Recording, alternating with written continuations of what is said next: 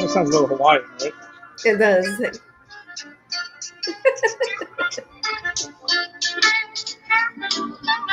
Yeah, no. The liaison and stuff. Um, but what's up, everybody? Welcome to a brand new episode of the Empire 161 show.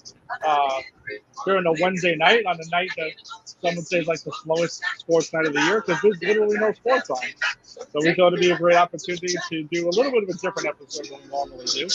We'll always have some baseball, but that's what it is. It's all baseball teams. So, yeah, pretty excited for this one. It could be a little different here. But yeah, we're opening up with Choo Choo Boogie by the Manhattan Transfer. And that's from a League of Their Own soundtrack, because we're talking about a movie. We're actually talking about a movie here on the Empire 161 show, so it's a little different. For me, it's like worlds colliding almost. But yeah, thank you for joining us. If you're joining us on the Facebook stream, if you're joining us on YouTube, if you're joining us on Twitter at our handle at OneFire161 Show, or if you're joining us in the audio-only version on Instagram, or wherever you found your podcast. And with me, as always, is Lisa Garcia. Lisa, what's up? Hey, surprise, everybody. You got us 2, maybe 3 times this week. Who knows? Yes. But yeah, this is a special edition episode. We figured we would fill your life with some free baseball knowledge, because there's nothing to watch tonight if you're a baseball fan other than the ESPYs, which I look forward to. I like the ESPYs. I like them. I do like them. I like watching them. But I'll tape it and watch it later. But oh my gosh, I am so excited about what we're going to talk about today. As Ed mentioned, we are going to talk about the 30th, which makes me feel really old, anniversary of A League of Their Own, which is a classic movie. We're going to deep dive that a little bit. We're also going to talk about the first episode of The Captain, and I have so much to say about that.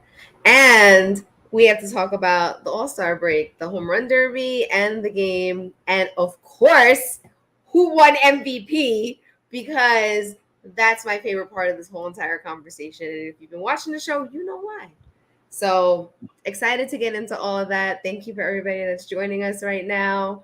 Hopefully you know, if anybody's watching live, comment, tell us your thoughts and opinions on what we're about to share too. We want it to be interactive. Yeah, absolutely. And listen, there's no one else is watching games or anything, so why not go ahead and jump into conversation with us?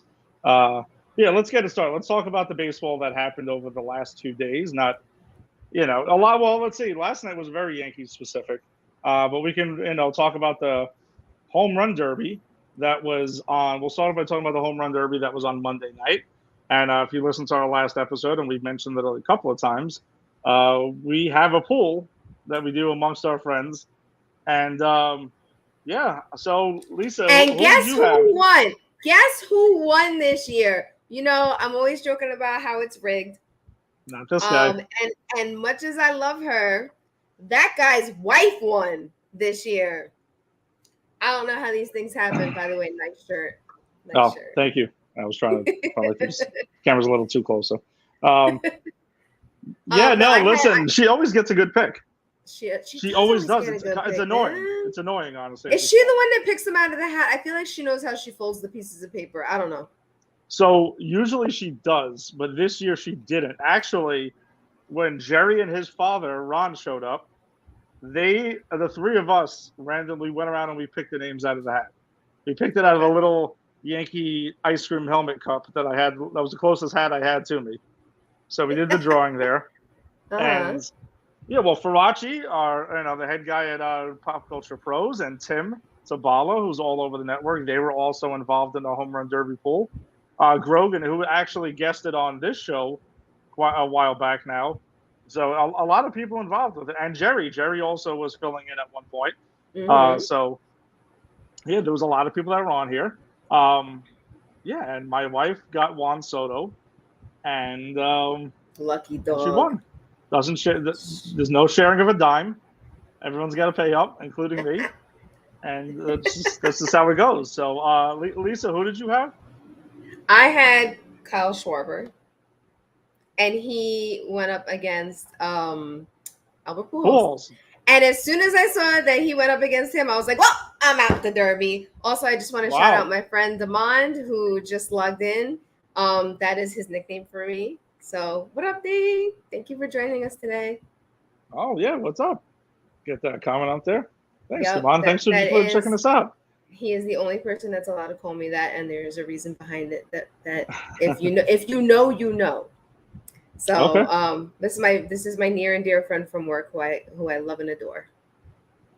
All right, so thanks for tuning in tonight. Yeah, I don't know. You had Kyle Schwarber. I thought he was a good pick going into it. I mean, I know the odds in favorite on in Vegas was Pete Alonso, who I was praying and hoping that I would get, but Jerry got. Jerry hates the Mets, so I got to admit it was actually I had some entertainment value to watch him squirm and be really, really uncomfortable while watching the Derby with him, and he had Pete Alonso. So he was really had an internal struggle going on there. So that was at least entertaining. I had Jose Ramirez, who's on one of my fantasy teams. He's been a keeper of mine for a couple of years. And he did crap. He did absolutely nothing in the home run derby. Switch hitter, who I thought would have been bad at left-handed since he's got more power from the left side, he didn't do that. And that makes no sense. So, yeah, that was that. So, no, good home run derby. I thought overall it was entertaining. I did like seeing Faraci actually had Pujols, and it was listen, if it wasn't Alonso and my own pick, the sentimental favorite was I was actually getting a kick out of seeing how far Pujols was going to go. Me too. I was watching the old guy keep going. Yeah, when he had that little tiebreaker, I loved it. Yeah, I thought it was entertaining. Yeah, I thought it was really entertaining. So, okay, there we go. Yes, I thought it was really cool that he had that tiebreaker. Damon said it was better than the actual game. We'll get into that in a second. Damon is a massive baseball fan as well. We talk about baseball often at work. So, yeah, I was the young guy, Julio Rodriguez. Yeah. I was like, what? He was so impressive. I do want to talk for a minute about Pete Alonso and his like hyper focus. Zen-like. They showed him meditating at one point. He was doing almost like Serrano in Major League with his bat. Like he was all up in the bat. I was waiting for him to be like, F you, Joe Boo. Like he was so locked in. It was crazy. It was a little bit disturbing too. Like, come on, man, you won 2 years in a row. Like, it's okay. Somebody else can win. I kind of feel like he wasn't doing those all that crap and all the extra stuff in the last two derbies. In the last two derbies, he seemed way more relaxed and that's why everyone like gravitated to him. And that's why I thought he was winning it, because he took it seriously, but like in a fun way. Yes. And this year he looked like even when it was like an interview before it started, it seemed like he was nervous. I was like, dude, you won this twice in a row. What are you so nervous about? Just go out there and have fun and do the awkward head bopping that he did last year to the music. And no, there was none of that to be found. I thought he took it too seriously. I think so. It almost seemed like it was like nobody's allowed to talk to Pete. Like, stay away. They said after 2 o'clock. That. Yeah, after 2 o'clock. That's ridiculous. Calm down. I don't know, but overall, I thought it was entertaining. I liked the format with the time, with the 3 minutes each round and stuff like that. It adds drama to the end of it, as opposed to somebody just getting 10 outs like it used to be. And you have to kind of wait for that because that can drag on forever. Even though it still went overtime, because the captain was scheduled to start at 10 o'clock and it went way past that. So remember we talked about that. So glad you said that. So glad you said that. My mom and dad did not do that. So they were like, we didn't get to watch it. But I also taped like a 2 a.m. version too. So that I didn't have to like fast forward through 3 hours of the home run derby. Well, if it got screwed up enough, I mean, it's on ESPN Plus. So I would have casted it to the TV and watched it then. But we had mentioned Jerry and his father Ron had came over to watch the home run derby, and we watched the whole thing, and then we just started watching the captain. They actually stayed, and we stayed up and watched the whole thing. It was actually a lot of fun. Angie passed out right after the home run derby, so she was snoring so away excited. Yeah, she was hyped up when she won, and then like 5 minutes later, she's snoring. So, whatever. She'll watch the captain another time. 'Cause I will get into our thoughts on that, but I thought it was pretty awesome. Yeah. Yeah, all right. Then we can talk a bit about the actual game itself, which was last night. We'll get the Yankees stat line on the bottom here. So, yeah, the Yanks were well represented though. The American League did win the game 3-2 to win their 9th All-Star game in a row. For whatever it's worth, I mean, it is an exhibition again, like it should be. And I wasn't a huge fan of it deciding the home field advantage in the World Series. I mean, I understand why they did it, but I'm glad it's gone back to like the way it should be. Best record overall gets the home field advantage in the World Series. But yeah, Yanks went ahead, and Giancarlo Stanton, Big G himself, was 1 for 2 with a home run and a 2-run, 2 RBIs. He was the All-Star Game MVP. This is my new screensaver on my phone. He looks absolutely gorgeous, and that uniform was dope. Both uniforms. Yeah, we didn't talk about it before. Yeah. Yes, those uniforms were. I love them.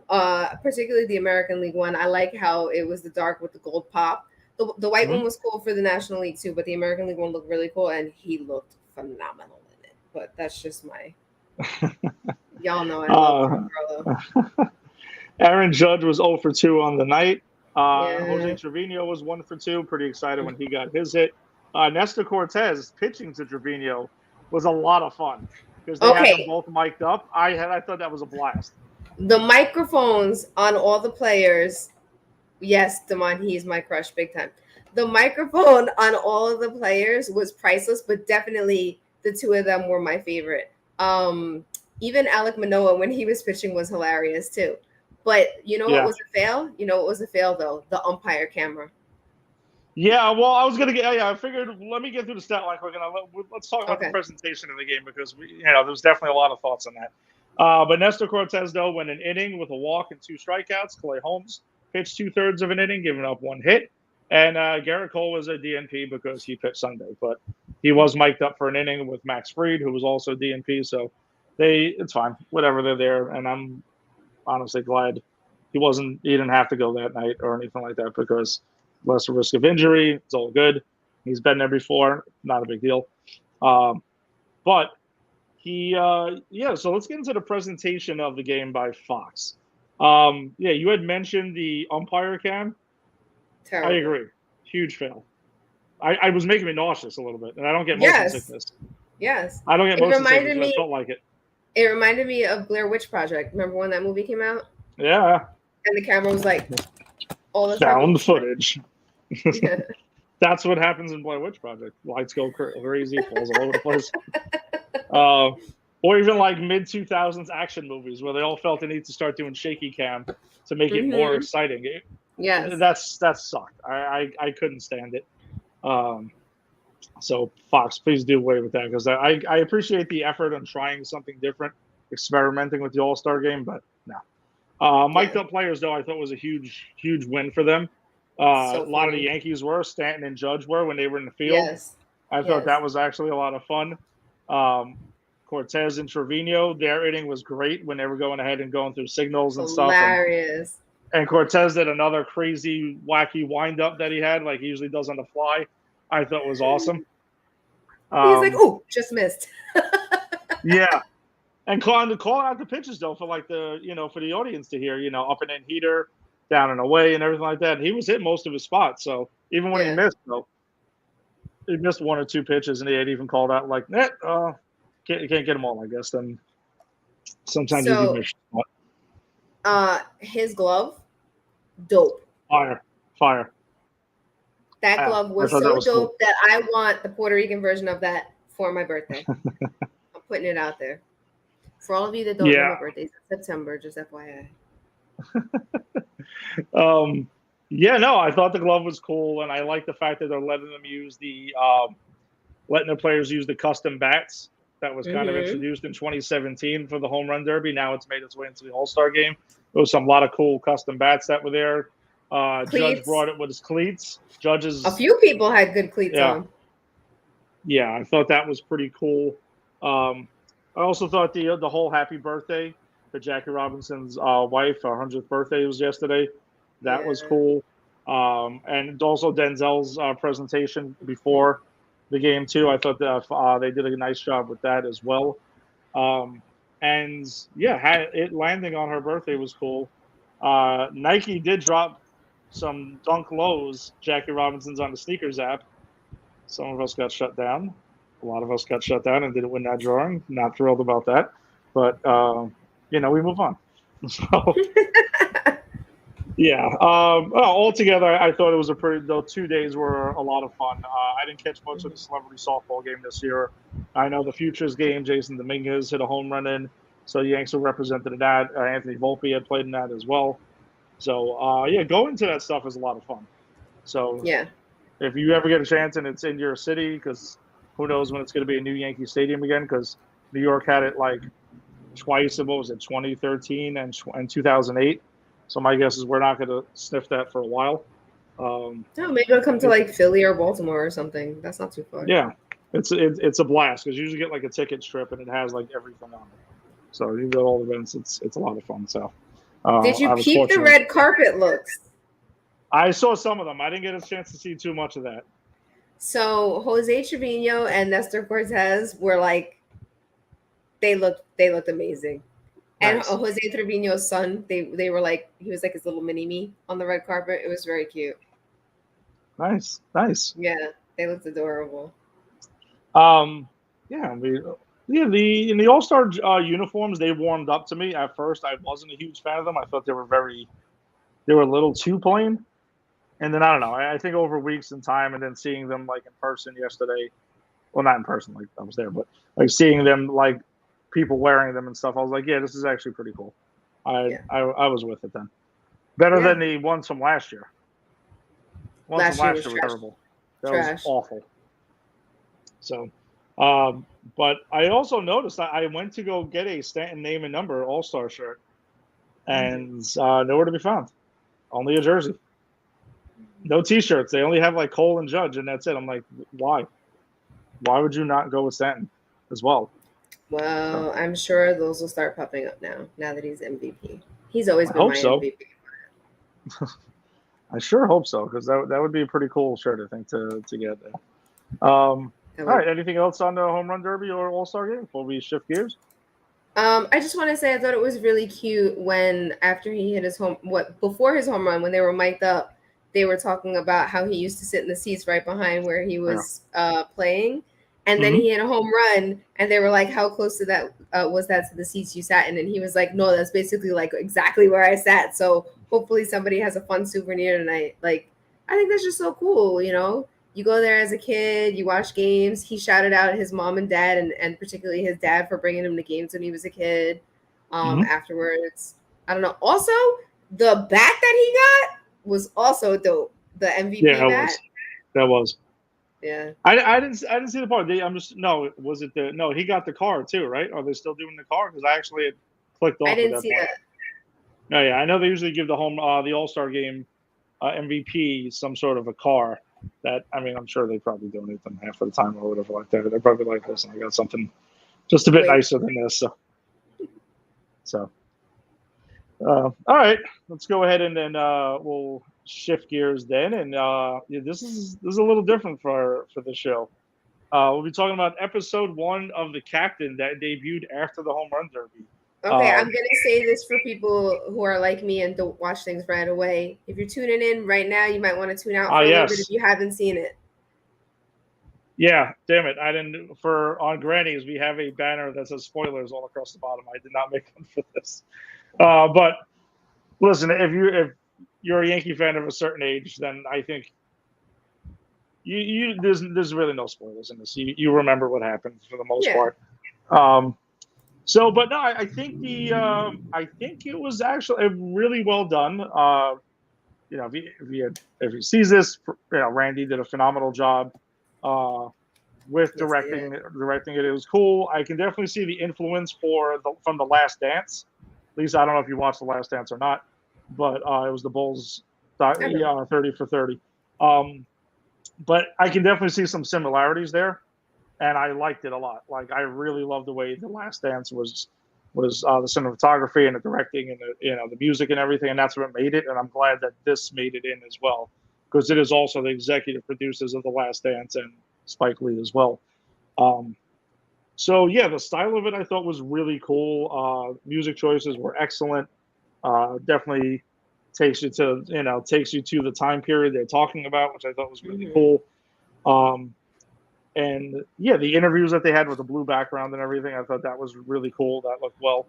And yeah, I mean, again, the thing I think I took away that I learned from the first episode was how much Jeter doubted himself during the time he was struggling in the minors. That is something that he didn't really discuss too much during his playing career, because, as we've talked about it on previous episodes and stuff, and you're familiar, Jeter was a master of the media.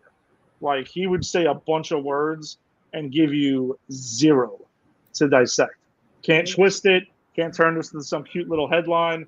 Like, stuff what they're doing with Aaron Judge right now with that interview with Marly Rivera, that whole thing has gotten blown way out of proportion. Jeter gave you none of that. And Jeter's private life was never, it's like people knew things but couldn't confirm or deny any of it. And it just kind of stayed there. And that was that. So yeah, I found it really fascinating how much he doubted himself and how much, I mean, I always knew Jeter to be have a huge competitive drive. It was why I think him and Jordan became like actual friends during his career, because he kind of reminds me of MJ in that way, where he has that drive where, like, dude, you're gonna have to kill me to beat me, and that's what drove him there.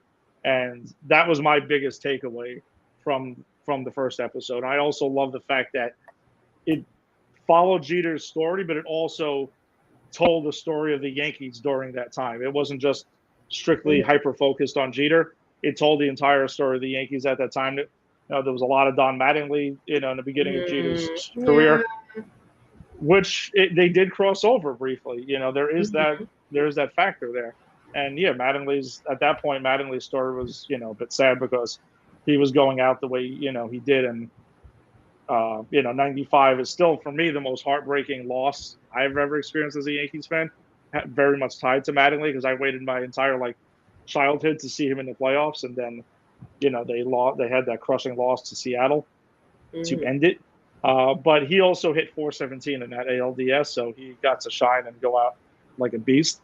Yeah, Jeter. The Jeter view of that, though, is what I thought was very interesting.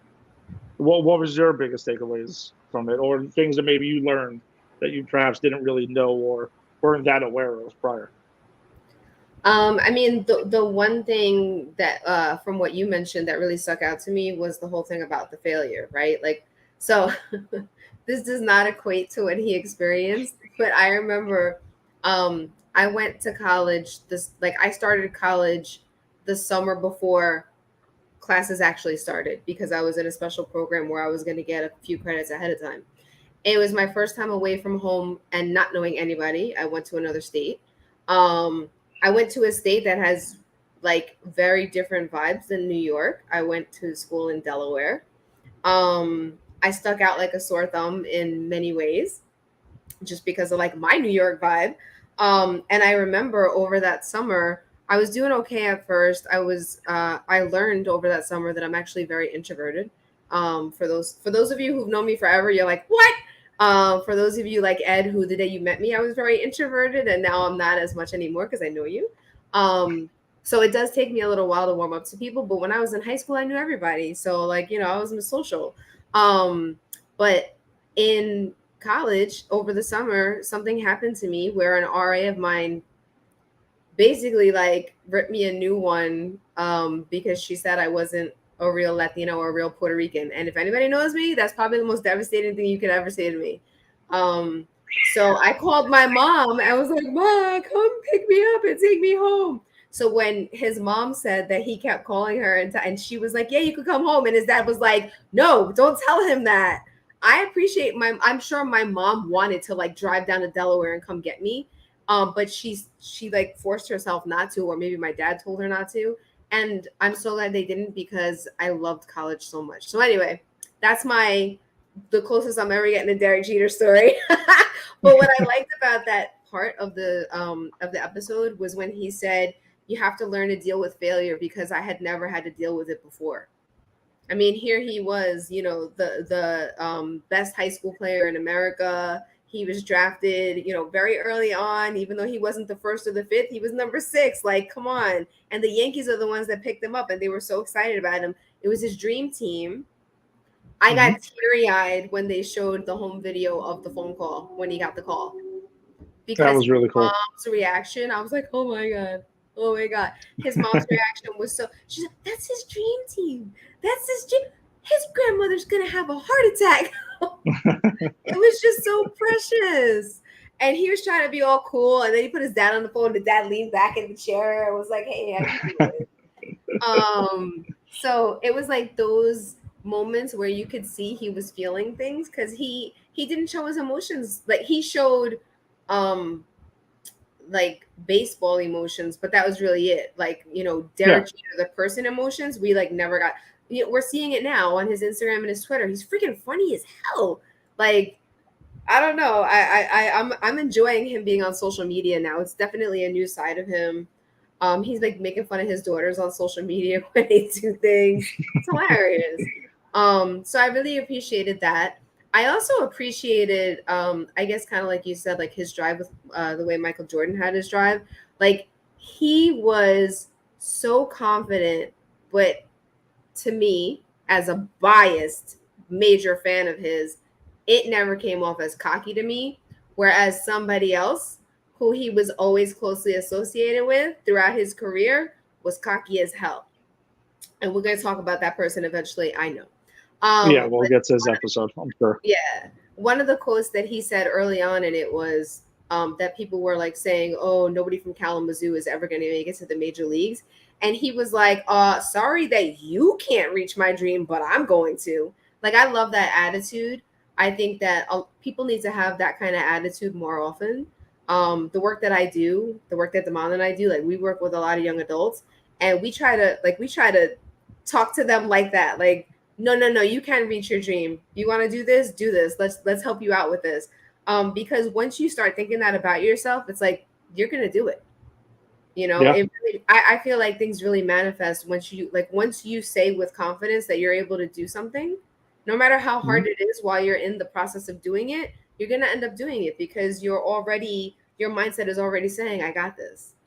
So I love that from an early age, he got it. And that goes back to his parents when he used to say, I want to be the shortstop for the Yankees. They never said to him, no, you can't do that. Or no, that's too hard. They encouraged it. And they took a lot. They took a lot. I mean, I've always liked kind of how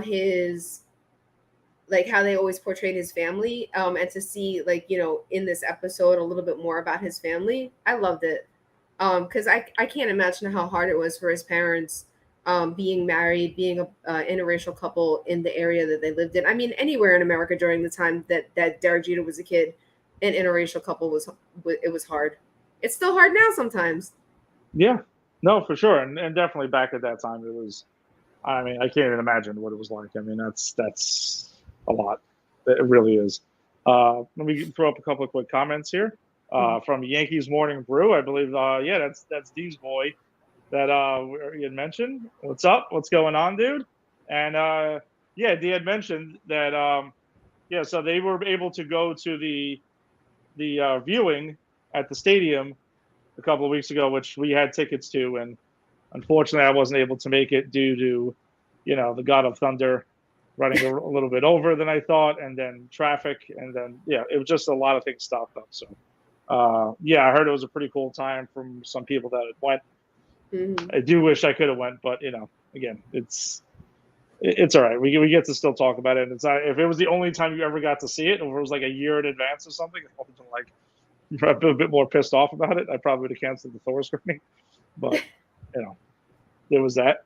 I think a lot of it was really, it was telling. Like you had mentioned that Jeter showed a lot of baseball emotions on the field, and we got to see like the classic fist pump thing he would do and stuff like that in big moments. As far as him being funny, I remember seeing things occasionally in the dugout. Apparently, he joked with Hideki Matsui a lot, all the and time. I can't wait until they get to that part of his career because I'm assuming Matsui was spoken to, and he's a huge part of it. Apparently, his teammates loved him. I mean, the fan base. Matsui's one of my favorite Yankees ever. Mm-hmm. I'm pretty sure when we did like top 10 favorite Yankees, Matsui makes my 10. Mm-hmm. And I would love to see. I hope we get to see more about their relationship together as well, because that's got to be pretty awesome. I mean, we talked about this once on the podcast. My favorite story about them was when Matsui made a bet with him, and I can't remember who the other person was. They were all single, and he made a bet with them about like who's gonna get married first. And then that weekend, he got married. Oh man, I thought that was the funniest story ever. Yeah, and wasn't there some sort of drawing or something like that Matsui had? It was weird. He had some sort of like weird drawing of his wife or something. I don't know. It was pretty funny. But yeah, no, really looking forward to episode 2 dropping tomorrow night because it comes right away. I believe it's 7-8 o'clock tomorrow night on ESPN will be episode 2. And then we'll get 5 more after that. So, that'll pretty much be a fixture opening segment moving forward of talking about the latest episode of The Captain. Yeah. So, pretty excited about that as well. Did you anything else on this episode before we keep it rolling and talk about our movie? Yeah, I just want to say one more thing. They talked about Gene Michael Stick. And I just want to say that I got to meet him at Yankee Camp. Did you meet Stick Michael? Yeah, he was there for I think 2 or 3 of the years that I was there, and I remember sitting down to get an autograph of his. And usually, like, there's this big line of people waiting to get autographs. And I went to get an autograph with him, and he literally sat with me for 20 minutes and like told me several baseball stories and how baseball now is so different than when he, was really in the thick of it. And I found it so fascinating. I was like, oh my God, like this man is dropping so much baseball knowledge on me now. I can't even handle it. Really nice man. And just like, hearing that he saw like Buck Showalter was like, are you sure he can play shortstop? Oh, and he was making like 40 something. What was it? 40, 60 something errors that he had? 56 errors his first year in the minors. Yeah, so, absolutely. Yeah, it was just cool. I'm also excited, like we saw a lot of people in this episode, and we still haven't seen so many that are major significant players in his career. So I'm just really looking forward to seeing all of the folks that were interviewed.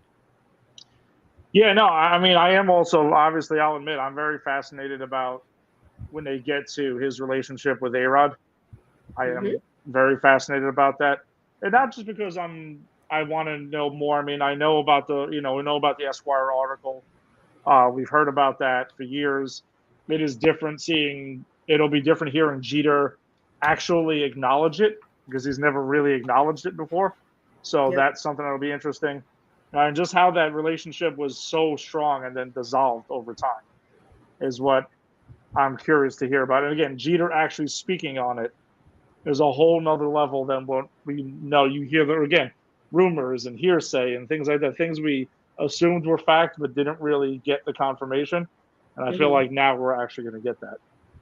So real quick about that, and we'll probably deep dive it more when the episode airs, but I was talking to my 2 older brothers via text. We talk about the Yankees a lot via text. And I texted them and I was like, hey, did you guys watch the Captain episode 1 yet? It was great. And they hadn't seen it at that moment. But one of my brothers said, Jeter, I heard it's like a hate fest for A-Rod. He probably said that because he knows I can't stand A-Rod. So then I was like, no, it's not. Like, it's not a hate fest at all about him. Like, there's just the one part of one episode that's going to talk about their relationship, but that's because Derek Jeter never talked about it before. And my brother was like, well, he should have talked about it years ago. He is the captain of the team. And I'm like, but when their relationship dissolved, they weren't on the same team. This was Alex Rodriguez talking smack about him for years, saying that Alex was the better player, blah, blah, blah, this and that, and that Derek would never amount to like him. Like, look, you're 2 different types of players. Derek wasn't, like the home run hitter the way Alex was. Derek didn't use steroids the way Alex did. Yeah, I said it.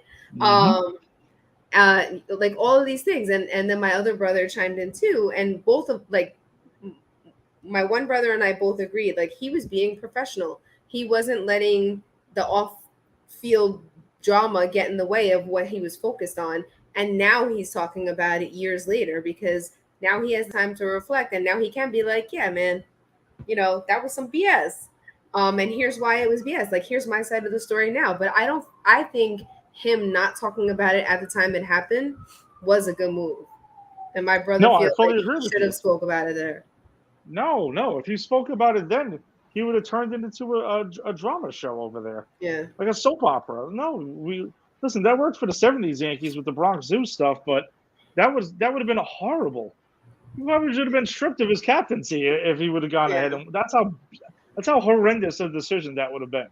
Jeter took the high road. They didn't talk about it during his career. This is many years later. This is, it's a documentary. This is a totally different story. So I actually think that was definitely the right move. And now is the time to talk about it. And again, like, there's a lot of things that we learned in The Last Dance about, Michael Jordan and the Chicago Bulls in the 90s that you heard rumors about, but no one ever talked about because Jordan didn't talk about it either. Mm-hmm. So I don't think it's a mistake, again, that they're friends, and I'm sure there was some coaching at that point then to make sure that, that's the similar approach. And then, both are having the documentaries in back-to-back years on ESPN, like, later on about it. So, yeah. One last thing I forgot. Yeah. I just remembered the conversation that he had with Don Mattingly when they were on the field one day, and it was like just the two of them. And he was like, "You better start running." And then Derek was like, "Why? There's nobody here." And he was like, "You never know who's watching." Because of the blacked out owner's box. It's funny because I remember I've heard that story over the years that Mattingly had told him that situation, but without the part of the blacked out owner's box part. It was just kind of like, hey, just in case you never know, like, could be a kid, could be a fan watching you hustling, so you should be there. But then it turns out it was a blacked out owner's box that was, just George was always watching. So I thought that was an interesting twist to it. Yeah, it was also very, like, dictatorial. Like, that's kind of creepy, It's George. That was George. The stories about him calling down to the dugout phone and stuff like that to yell at Billy Martin and stuff over the years.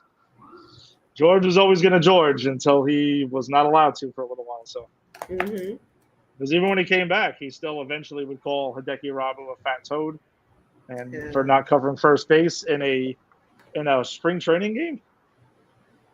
And he would, he had his little brief rift with Derek also about staying out too late and things like that.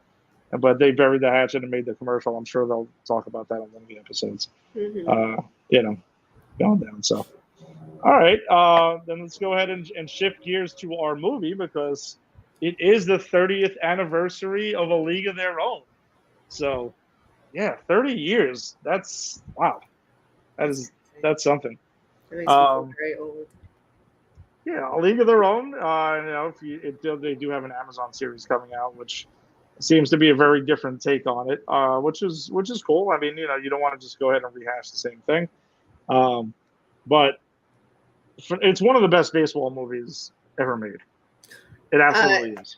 So I'm going to go over a few fun facts throughout our conversation, but it is the best baseball movie in terms of the highest grossing. Is it the highest grossing baseball movie ever? It's the highest grossing baseball movie of all time. It grossed $107.5 million at the box office in 1992. And that was the only baseball film to break the $100 million mark. Yeah, I mean that is very impressive. I mean, I didn't even especially think about with a mostly female cast. Yeah, no, that it's true. I mean, that's something that, especially at that time, I'm sure there were people who were turning their noses and stuff like that away to it. But anyone who I know that's watched the movie will praise it very highly. I mean, more baseball fans that would watch it will praise the baseball aspect. The the performances that are in the film, the direction by Penny Marshall, everything to it. They're just the little details and stuff like that. Even the comedic elements with like John Lovitz. I actually completely forgot how hilarious he was in this film. I completely forgot how funny he was in this. He was absolutely hilarious. He was, and they said quite a few of his lines were ad-libbed when he says, "I'm gonna go home, eat some whatever, and get my pickle tickled." Like that was Oh, yeah. ad. And when he tells when he's leaving the barn and he tells like one of the cows, "Oh, shut up over there." That cow in real life was actually giving birth in that moment. Really? Yes. Nice. Yes. Nice. Did not know that at all. Yeah. Um, Also, I thought that when John Lovitz first came on, I was like, "Oh, look, Nestor Cortez." Nestor Cortez looks so much like him. Yeah, I mean, Gina Davis is great as Dottie Henson, and she totally pulls it off. Uh, looks pretty fluent with, in playing baseball. I also think that's something that's very important when you're going to cast an actor and actress to play a sporting role. They have to look natural doing it. Jerry always rips Wesley Snipes for not looking great playing baseball. Mm-hmm. You can tell he's just an actor trying to fake the funk over there. So, but Gina Davis looks good playing it. Madonna's good in her role as all the way May. Mm-hmm. Rosie O'Donnell is also really funny as well. Um, yeah, and then was it Laura? Sorry, Lori I think Petty. Kit's Lori Petty. Yeah, I was thinking of Kit there. She also pulls it off as well. I wanted to actually ask you though, since there's a long debated topic in this film. Oh no! And Save that for later. Save it no, for do you later. want to I save know where that for you're later? going. Because I mean, Yeah. Angie actually reignited it because she like after we watched it on the other night after we did our show, she was like, did she?" So I all right, have a fun fact about that, but I think we should save that for later. One thing I want to say okay, about what you were commenting on about how natural people look, they actually, every woman who auditioned for the movie had to learn how to play baseball. Like they were trained by I think they said the Chicago Cubs for the movie for 3 months before the movie. So everybody got okay, trained. And it was to the point where when Gina Davis was training for the movie, um, she had never played a sport in her life before, she said, and she had like natural athletic abilities. And hmm the people that were training her were like, "Whoa, like you, like there are some things that you're doing that like that's hard to teach." And she said that that's what kind of encouraged her to pick up archery. And I don't know if you remember, but she went to the Olympic trials for archery I actually totally forgot about that. in like 1998 or six. I don't remember what year it was, but yeah, Okay, it was because of her conditioning to be Dottie Henson on A League of Their Own that she realized, whoa, I can actually be, I'm an actual athlete, and she's very tall too, so like no, that's she pretty is. impressive. Also, when she did the split to impress the photographer, the newspaper people, she really did it. Hmm. They all of the players, the reason why they wanted them to play baseball was because they really were playing when they filmed those scenes. Yeah, no, you have to. You can't go with like I think it seems to be pretty obvious when there's a stunt double in a sports Yeah, movie. yeah. When they're cutting Um, away and you never see the face and everything. and that reminds me, the scene where the one woman Alice has that big old bruise on her thigh, that was Hmm. real too. That wasn't makeup. She really Oh had that wow! bruise on her thigh. Ouch! They said it took Ouch! it took like 3 years for the thing to heal afterwards. Damn. Yeah, that thing was Um, nasty. Yeah, and the movie also does a good job of not shying away from the times and stuff like that about how much society was kind of like looking down on an all girls baseball league, all women's baseball league, and people telling them the whole like oh go to the kitchen and all this other stupid shit that people would say, and I'm glad it didn't shy away from it. See, I'm sure I'm assuming it was much worse than what Oh, we see in the film. I mean, obviously the movie is supposed to capture that, but it's still, a drama comedy. So they're not going to go too far. Like in 42, obviously we know it was much worse than, what was shown in that film. But yeah. they push it as much as they can to keep it within a film where it's entertaining and stuff like that. Um, but kudos to them for not, sugarcoating it and stuff like that. That they went for it in those aspects. Yeah. In rewatching the film as the person that I am today, as the woman that I am today, I do have to say that like I loved it growing up. I was excited to rewatch it. And then while rewatching it, I was like,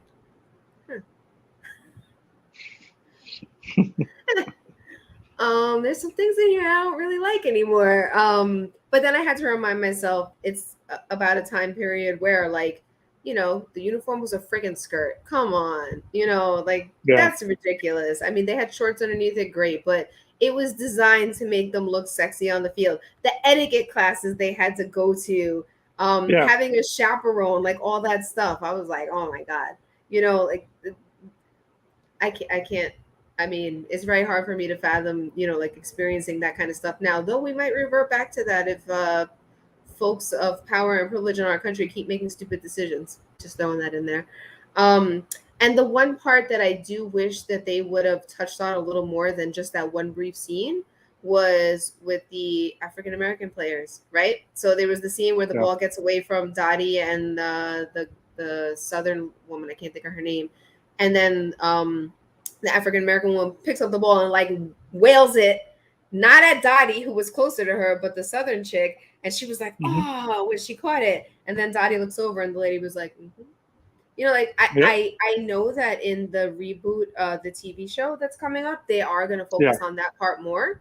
So I'm excited to watch that because, there weren't just white women who were able to play softball. Hello, I'm Puerto Rican.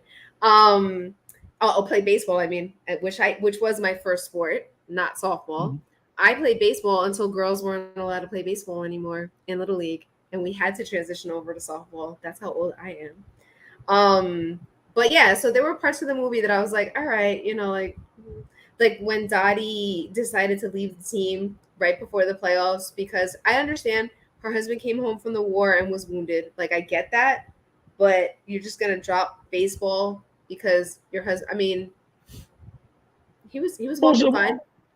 Well, I think no, I get that, but I think what I got from it is that what they were talking about in the film, though, is that Dottie's mindset, though, was that she didn't really, at least she was putting on that she didn't really love the game. She didn't really care too much about her sister to get.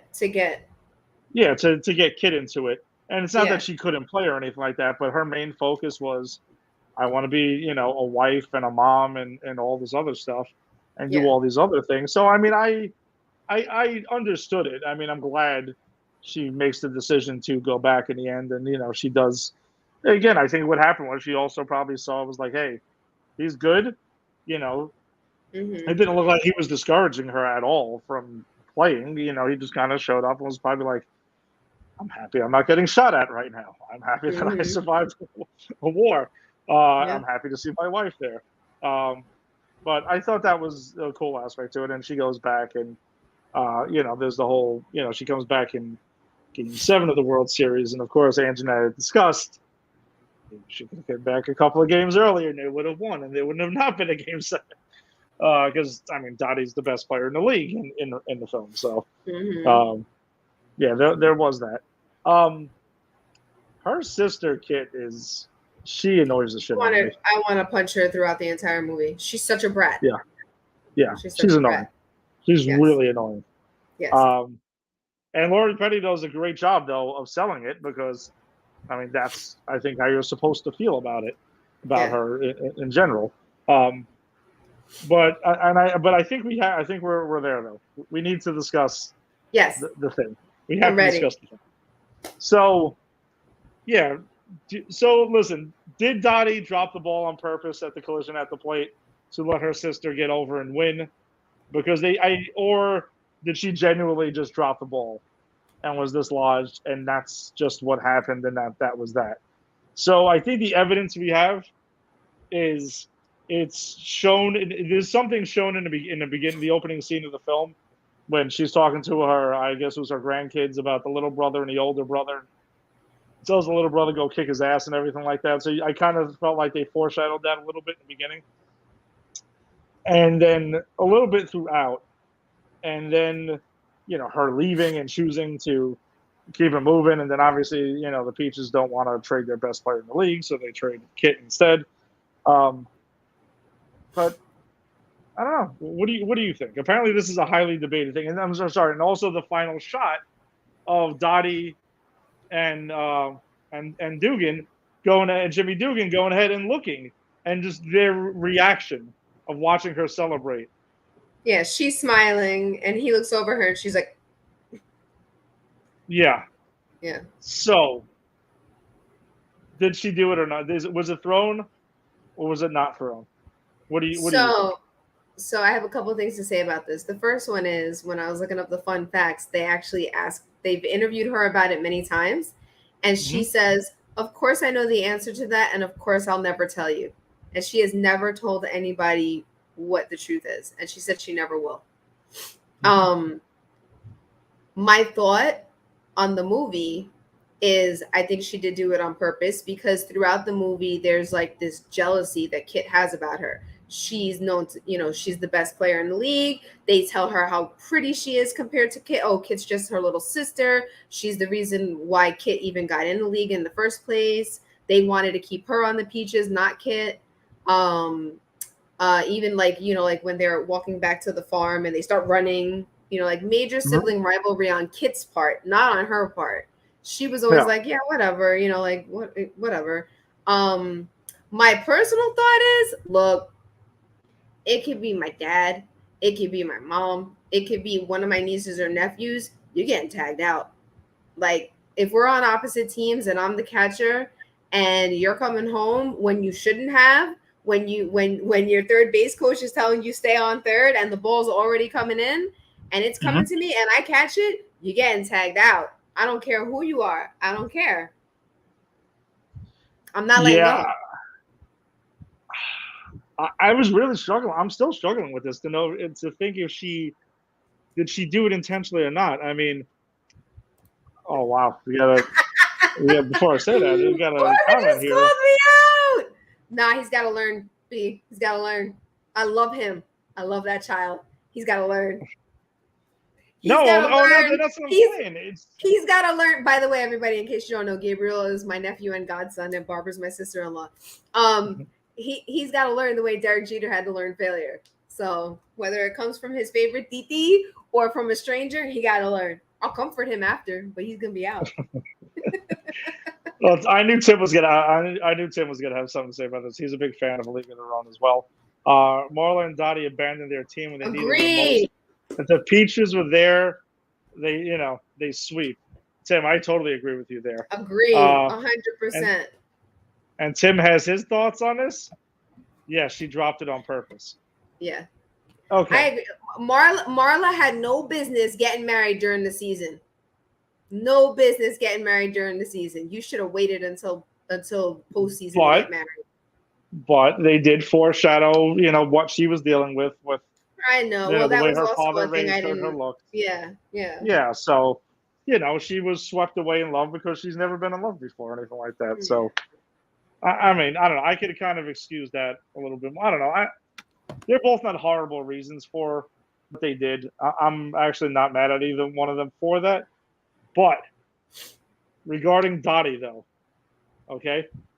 Regarding Dottie dropping the ball on purpose, I think number one, you're going to go ahead and this whole tight knit team that you came back and, had put your husband to the side briefly for a second. Not that, well, whatever. She went to go play baseball. I mean, her husband's fine. He's alive. He's fine. Mm-hmm. So she went back to her team, such a close knit team. They're going through all this stuff together all season. And you're going to go ahead and throw the game so your bratty little kid sister can finally win. I don't know, man. That makes me look at the character completely differently. Yeah. That actually makes me think she's extremely selfish then. Yeah. In the end. That's not cool. That is really not cool. On the other hand, if she really did just drop it and that's it, because it's not like she didn't completely truck her and run her over there. If she legitimately dropped it, then I mean, what are you going to do? Sometimes the underdog is going to win. So, Yeah. all right, I told you Tim's a huge fan of this. So I'm actually kind of surprised he didn't try to pop in before on this. She can get married, but why leave? Listen, it's honeymoon or whatever the heck did they do? I mean, listen, I was That's ready what they to play did back 2 days. then. I was ready to play the next day. So I mean, whatever. After I got married, it's so was Angie. So that's a whole different thing. You can't ask me genuinely about that. But another comment here. Dottie was there in Illinois. It's the World Series. Bob isn't going anywhere. If I'm Jimmy Dugan, she doesn't play Game 7. Then 100% agree with that.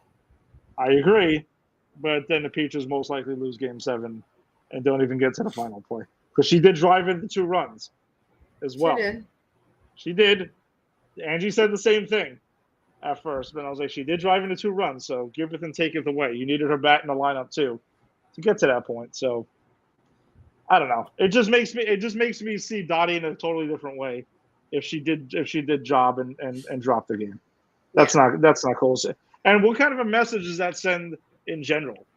Does that say, hey, little sisters or little brothers, be a brat, throw your fits, and eventually when it matters most, your older sibling will give in and let you win in the end? No. Let me tell you something. That's a shitty message. My older brother, Barbara's husband, when we were kids and we used to play games on like Nintendo or Atari, again, that's how old I am, Commodore 64. If I started beating him at any point, he was ripping that game system out of the wall and turning the TV off. Just so he could say, we never finished the game, you didn't win. When we were playing Monopoly, he would flip the board if I was winning. Me and Steve fixed Kurt's ass with that shit because he used to try to pull that shit too. And we were, because we know there was both of me and Steve, and it was Kurt, and it was others, and it would be like a tournament. So if Kurt pulled his shit, he lost and he was off. That was it. So he stopped doing it eventually. Oh, let's get some more comments here, and that's why Gabriel already knows failure.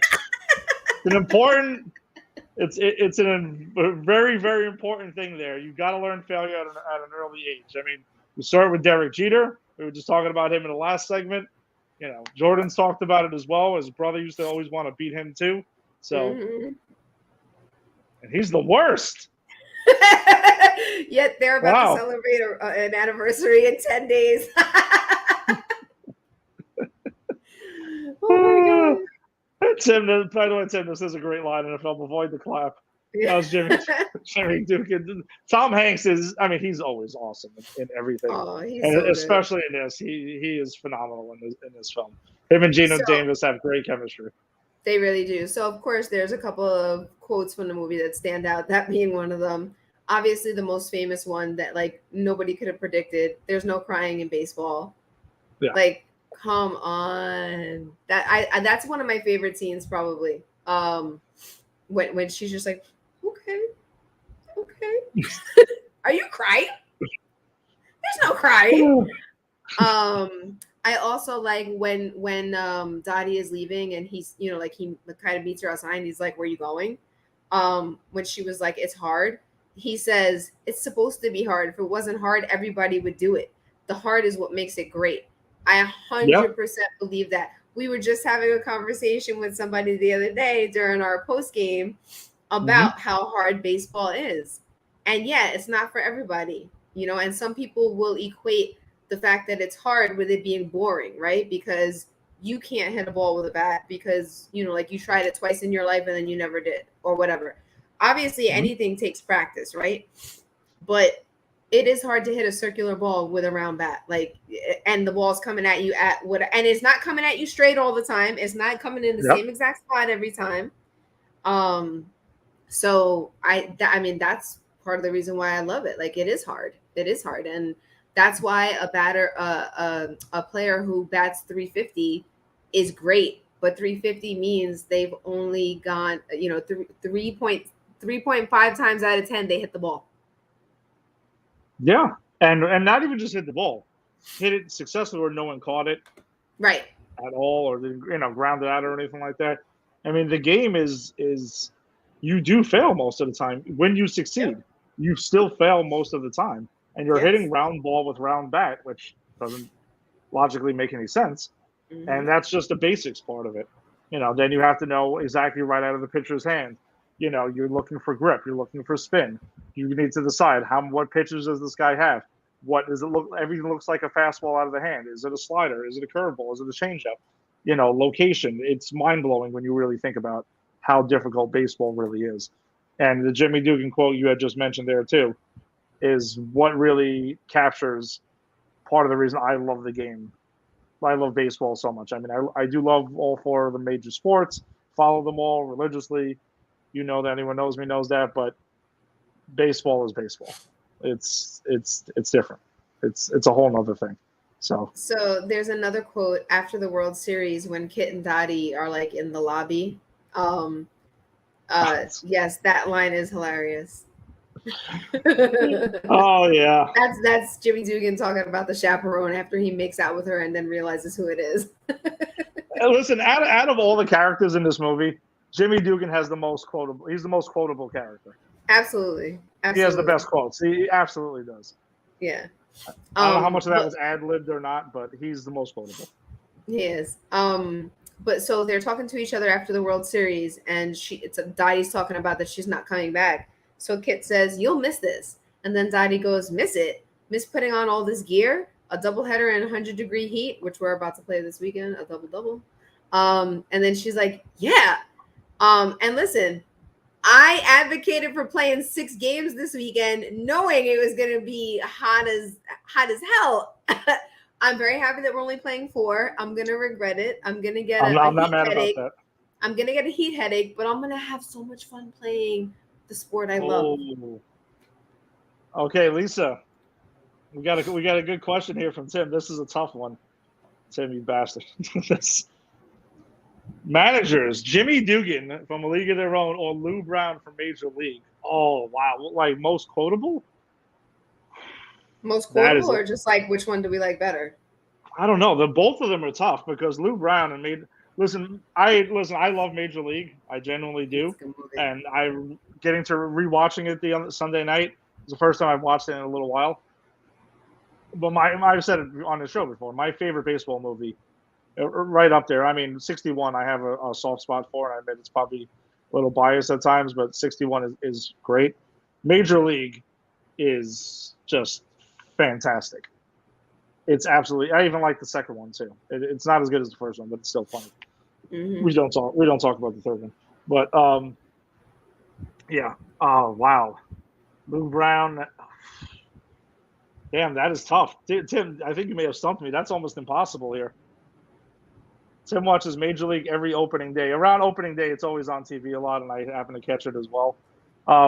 Tim, what is your answer, Lou Brown or Jimmy Dugan? How about you throw it in here as well? Lisa, what do you think? Who do you like more? I'm assuming you're going to go with Jimmy Dugan, but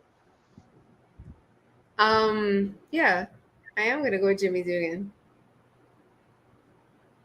I think first of all, I mean, like there's extreme bias because I love Tom Hanks.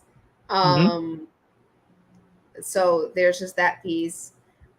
I don't know, like the way he comes around and starts to like actually care about the team, you know, after a while, that clearly means that like he's recognizing, oh shit, they could play, you know. And then he ends up turning down a minor league managing contract to stay with them. Like I just think that was also dope at the end too. So I don't know, I like him. Although, yeah, some of the Lou Brown quotes were really, really funny too. But I don't know. I gotta go with Jimmy Dugan. Yeah, I don't know. I mean, I quote Lou Brown much more than I quote Jimmy Dugan. I'll say that. Oh wow, Tim is gonna go with Jimmy Dugan 1A. Tim, I kind of feel that's a little bit of a cop out right there. I think you're So in other words, he's saying Dugan. He's saying Jimmy Dugan. He's saying Jimmy Dugan. Yeah, exactly. I don't know. I personally quote Lou Brown much more, especially when someone doesn't feel the grounder. Like, you know, give me some of this Olay bullshit. And then let's see, Tim gets quoted from Lou Brown also because there's apparently someone in his talent deposit is it's a hell of an idea, Tim. So there's that. I don't know. And then Lou Brown with the white walls, and then like when they're offering him the job in Major League, and he's selling tires at the time, it was like, how would you like to manage the Indians? And he's like, I don't know. I got a guy who's asking for some white walls on the other line, so maybe I'll get back to you. How like nonchalant he is about it is fantastic too. Damn, I'm actually gonna have to go with Lou Brown. I will go with Lou Brown and then Jimmy. You can't go wrong with either of them. I'm going to go with Lou Brown because I find myself quoting him way more than Jimmy Dugan. Jimmy Dugan has absolutely great lines, and it's Tom Hanks. So, yes. So can we make? I don't know if you recognize this, but none of the players wore helmets. No helmets. I mean, sports were crazy at that time. Yep. Sports were insane at that time. Sports Players were not crazy. wearing helmets.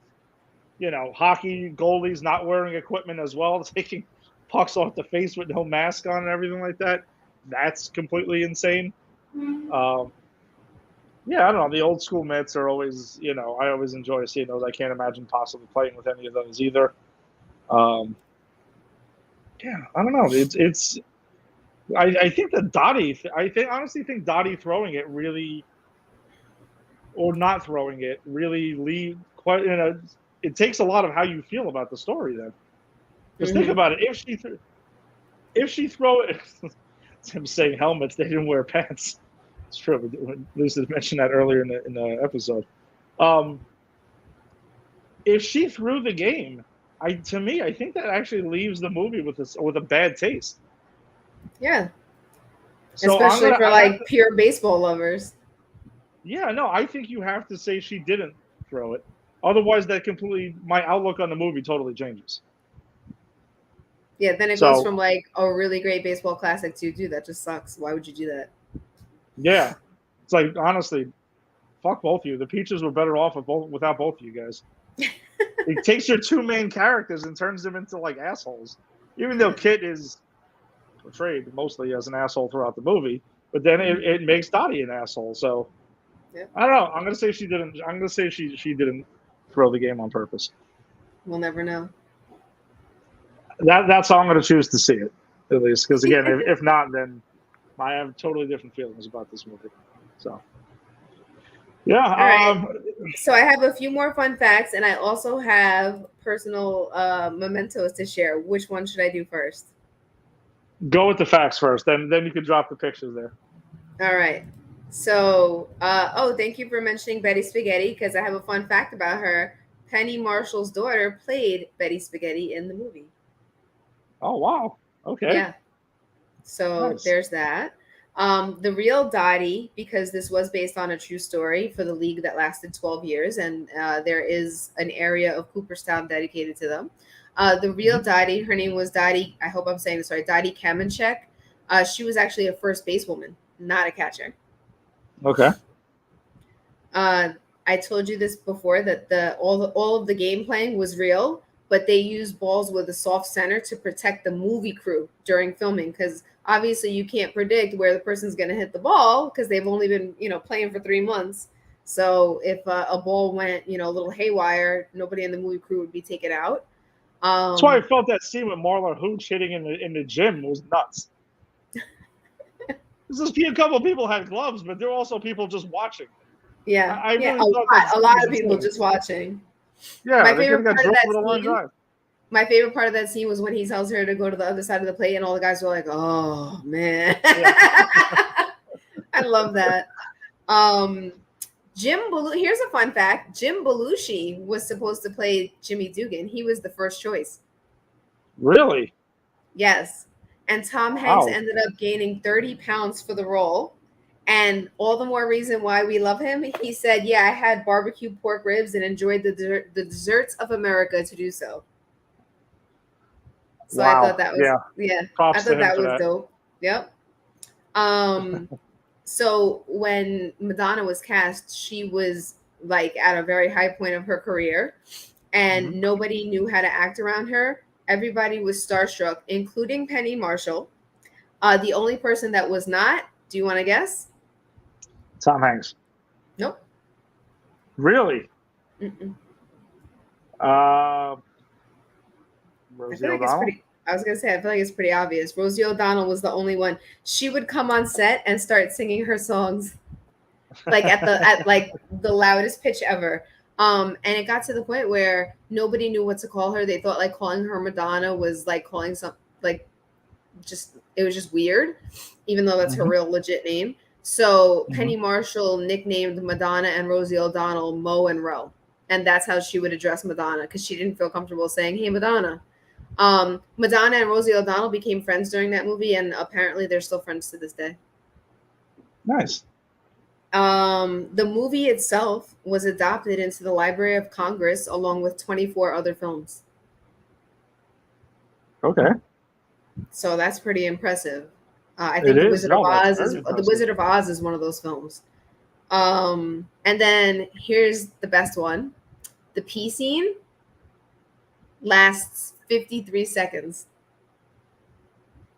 What was that? The pee scene, the scene where Oh, he yes, pees, 53 where he comes seconds, in, yeah. it lasts 53 seconds. And the noise was Penny Marshall pouring water into a bucket.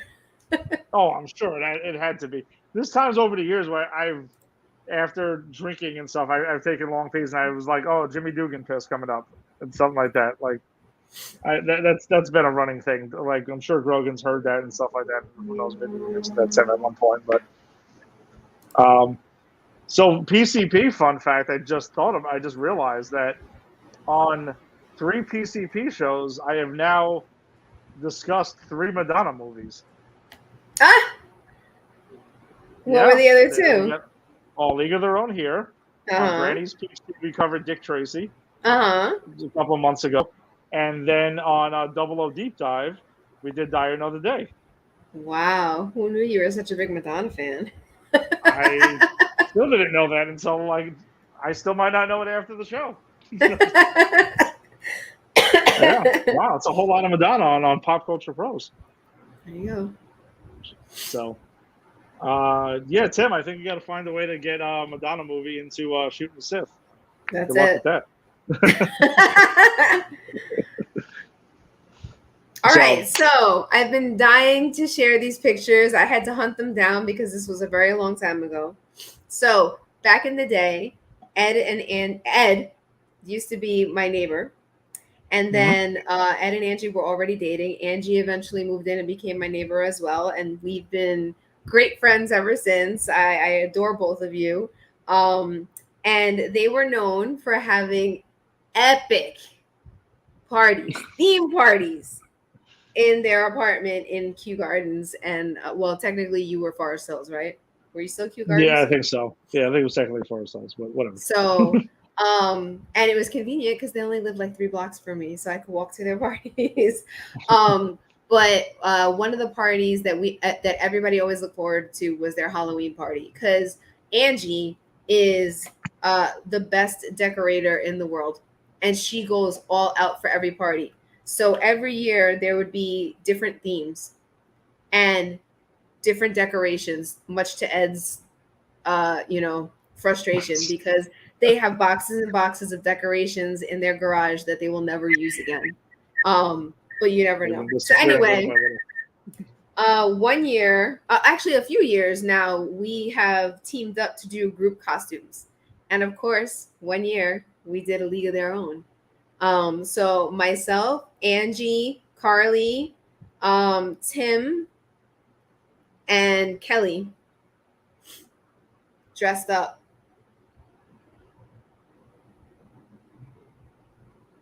That's pretty good. I'm sure Tim drank quite a bit there in that party. I'm sure he got his Jimmy Dugan on. And then we did another picture kind of like reflecting who our characters was. I can't remember who Kelly was. Angie was, I believe, the Gina Davis character. I was all the way May, and Carly was Rosie O'Donnell's character. I'm not sure who Kelly was.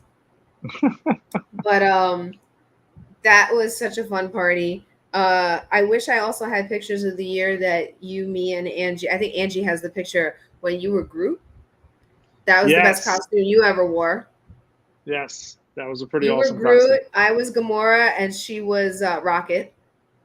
Yeah. Actually, my Gamora costume was one of my favorites too, because I literally painted my face green. So. No, that was a lot of fun that year. And the only problem with the Groot costume was once the drinking really got going, I had to get rid of it because I'm like, I can't. You had to have Jimmy Dugan peas. Exactly. Eventually, that's what happens at Halloween parties when you have a keg and you're playing a beer pong tournament and shit's happening. So, those were a lot of fun, and that you guys did a great job with the costumes. That year as well. And all kudos, because Angie was also like the costume master too. She made your group costumes. She made her Rocket the Raccoon costume. She bought our Rockford Peaches outfits for us, and then we gave her the money for them. Like all her. And I still wear those socks during fall season too. The red socks that we wore during that. Yeah, I still wear those. But yeah, I did tell her recently I miss your parties so much. Oh my god, those parties were so much fun. She brought it up the other day that she was like, "Oh, should we bring it back to Halloween party?" Yes, the answer is yes. Well, we have a little time to figure that one out. We can discuss that one. I'm not shutting it down. I'm not the one who was like, you have to stop the parties or anything like that. Believe me, it definitely wasn't me. So I'm going to post those 2 pictures on our Facebook page, just so folks could comment and comment on what we talked about today. And this was a really fun special episode for me. No, I've had a blast. It's very different. I was actually looking on my phone for the pitching probables to go ahead and throw that out at the last second, but literally everything is TBD. So whatever, we'll find out, because Yanks do have a doubleheader against the Astros tomorrow. They at do. 1 and 6:40. Yeah, so they get to jump right into the fire right in the second half. Then I got the Orioles, and then the first half of the Subway Series early next week. So I'm going to one of the games. Yeah, should be pretty. Which one are you going to? I think I'm going to the Wednesday. My aunt and my 2 uncles are coming to visit, and my uncle invited me to go to one of the games with them. Yeah, it's next Wednesday. Okay, that's funny. That's actually the one I'm going to be at with some of my cousins. Nice. Yeah, so that should be a heck of a lot of fun. We'll coordinate. We'll talk about it and see if we can go ahead and meet up at Citi Field again. But I do need to get those awesome seats we had last year for that one. Oh my god, those seats were so dope. They were so cool, man. Totally. It was like our own little private VIP area. Yeah, just that. Unfortunately, I'll always remember that game for that. Then for Gary Sanchez not applying a tag. Oh at the my plate. God. Yeah. He might have gotten booed. Oh, absolutely. He came very close. No. I mean, from us. Like, he came this close to getting booed from us. All right. Well, then let's cue the music. Well, thanks for joining us tonight, as always. If you like what you heard here, and you're joining us on Facebook, join the Empire 161 Show group, and join the group. We've got lineups and highlights and all other kinds of cool stuff that we share on a daily basis. So go ahead and check that out. We got second half coming up, trade season and stuff like that. A lot of things to talk about there. So check us out there. Also check out Pop Culture Pros as well, since that's who we are presented by. Check out the Mothership website here. If you're checking us out on YouTube, click and hit subscribe on Pop Culture Pros, so you can go ahead and check us out on a consistent basis. And if you're on Twitter, at Empire161 Show, go ahead and tweet to us and like tweets and get into the conversation there on a daily basis. If you listen to us on a podcast, hit subscribe to Pop Culture Pros. Got a lot of cool stuff. We're usually on Sunday nights, so we'll go ahead and we'll discuss, but there's a good chance we will see you Sunday night, and we'll be talking about, the games that have happened between now and then as well. If you're into comic book stuff, you can check out Granny's Peach Tea. We're on hiatus right now, but you can go ahead and check out our Thor Love and Thunder review, as well as our Miss Marvel season finale and the Boys season finale. So check that out. If you're into the Mets, the Met fans, check us out. Check out the Put It in the Book show with Kalachi Rodriguez and Keith, as they cover the New York Mets for the network. If you're into James Bond, you can check out Double O Deep Dive with Jason and Vinny. If you're into Disney, check out Gabby and Ashley on Skyline Reviews. If you just want top entertainment on a weekly basis, movies and shows, check out Don Owens on Am I on the Air? If you like wrestling, check out Tim and Eric on the Just Too Sweet show. If you want more Tim and Eric, check out the A to Z show as well. They cover everything under the sun from A to Z. And if you want Star Wars, check out Sam with Shooting the Stick. So, enjoy the rest of your evening. Let's go Yankees. Let's go ahead and kick some Astros ass tomorrow in that doubleheader. Please. Some O's asses. And we'll see you next week. All right? Hope you enjoyed it. Peace. Bye, everybody.